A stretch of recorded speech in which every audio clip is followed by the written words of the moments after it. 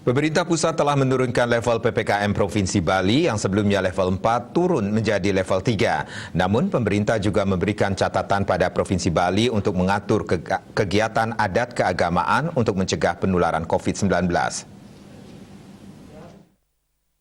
Pusat melalui Menko Marves Luhut Binsar Panjaitan sempat memberi catatan terkait kegiatan adat dan keagamaan yang masih banyak melibatkan banyak orang di Provinsi Bali.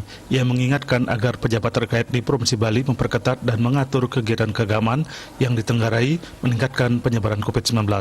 Terkait catatan dari Menko Marves tersebut, Ketua PHDI Provinsi Bali Igusti Ngurah Sudiano menyatakan pihaknya telah melakukan upaya-upaya pencegahan seperti mengeluarkan surat edaran bersama dengan Majelis Desa Adat Provinsi Bali dan Gubernur Bali yang salah satunya untuk mengatur kegiatan adat keagamaan di Provinsi Bali.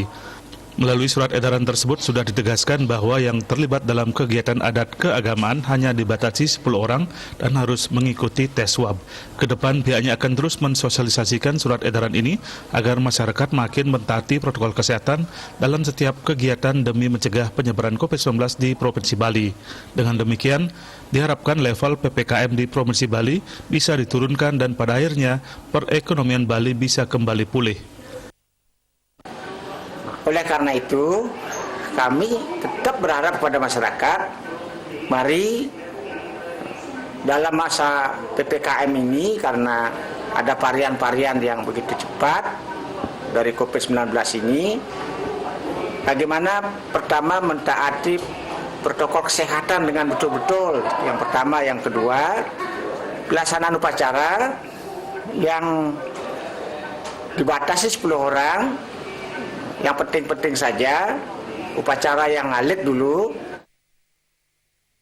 Profesor Gusti Ngurah Sudiano juga meminta kesadaran semua masyarakat di Bali untuk bersama-sama membantu pemerintah menurunkan angka COVID-19 di Provinsi Bali dengan melaksanakan protokol kesehatan dalam setiap kegiatan.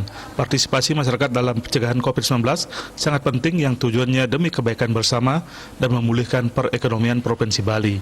Riyaso Bali TV.